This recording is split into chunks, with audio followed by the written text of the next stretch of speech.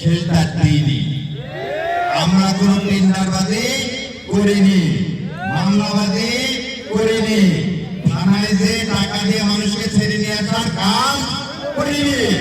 আপনার সবার দায়িত্ব, এটা ইমানি দায়িত্ব, দাঁড়িপাল্লাকে জয়লাভ করা না। সম্মানিত আমির জামাত বলছে, যদি জামাত ইসলামের কেউ এই ভোটের পরে খেয়ানত করে তার কলিজা টেনে ছিঁড়ে ফেলে দেওয়া হবে।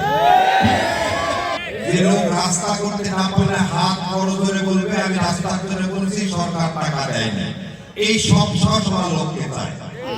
এমন লোককে চাই না রাস্তাও করতে পারবে না, আবার গতিও ছাড়বে না, তা তো হবে না। হয় গতি ছাড়ো না রাস্তা করো।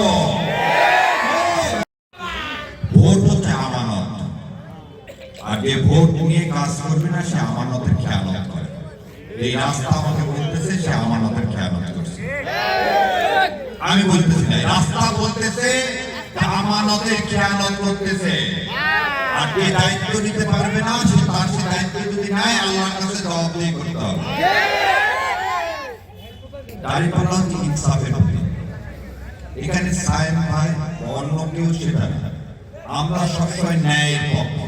আমরা কার পক্ষে? ন্যায়ের পক্ষে। আমরা সবসময় কিসের পক্ষে? সৎ ব্যক্তির পক্ষে। যেখানে দুর্নীতি করা লাগবে না, চাঁদা দেওয়া লাগবে না, অ্যাটলিস্ট তার কাছে যে বলা যাবে ভাই আমার এটা করে দেন, হোক বা না হোক। আমরা এরকম লোক চাই। যে লোক রাস্তা করতে না পারলে হাত বড় ধরে বলবে আমি রাস্তার জন্য বলছি, সরকার টাকা দেয় না, এই সব লোককে চাই। এমন লোককে চাই না রাস্তাও করতে পারবে না, আবার গতিও ছাড়বে না, তা তো হবে না। হয় গতি ছাড়ো না রাস্তা করো, এমন লোক চাই। আর আমি আপনাদের কাছে ওয়াদা করতেছি ইনশাআল্লাহ বাংলাদেশ জামাত ইসলাম মনোনীত যেসব এমপি ক্যান্ডিডেট আছে তারা সবাই সেবক হবে। কেউ এই গদিতে বসার জন্য আজকে এই দাঁড়িপাল্লা প্রতীকে দাঁড়ায়নি।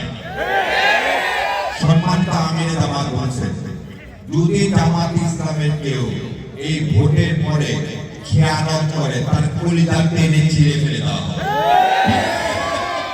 এরকম কোন কথা কোন দলের লোক বলছে না। বিএনপি আর আজকে যারা বিএনপি করতেছে সেই বিএনপি এক না। মোর্শেদ সাহেবের নাম যদি আপনাদের কারো মনে থাকে, ওপারের বাড়ি ছিল এই মোর্শেদ চাচা, কখনোই উপজেলা চেয়ারম্যান ছিল, কাজ করতে পারেনি। আর এরশাদ সাহেবের সময় কোথায় কাজ করতে পারেনি, উপজেলা চেয়ারম্যান থাকবো না। এখনকার জামানায় খেলছে জাতীয় পার্টির ওই সময় করতে পারা, কিন্তু তাদের ছিল নীতি, তাদের আগে ছিল নৌকার মানুষ, তারা দেশে করতে পারুক আর না পারুক, গদি আঁকড়ায় থাকতে চাইনি। আর তারা গদি আঁকড়ায় থাকতে চাইছে। দেখেন খাদ্যমন্ত্রী নৌকার ছিল না, ইন্ডিয়া যা বলেছে তাই করার কাজ, আর অন্য কোনো কাম ছিল না। সেই জন্য স্যালকল মালিকগুলোর অবস্থা দেখেন, সবগুলা ঋণে লাগে, কেউ ব্যাংকে টাকা দিতে পারতেছে না। কারণ ও বলল কি ইন্ডিয়া থেকে চাল নিয়ে তোমার নৌকা চালের ব্যবসা পুরো নষ্ট করে দিল। সেই জন্য বলতেছি বাংলাদেশ জামাতে ইসলাম যারা এখানে আছে তারা দায়বদ্ধ আল্লাহর কাছে। দাঁড়িপাল্লা যদি ভোট না দেয় কি উত্তর দেবে? শেখ মুজিব জান্নাতে নিয়ে যেতে পারবে? পারবে না।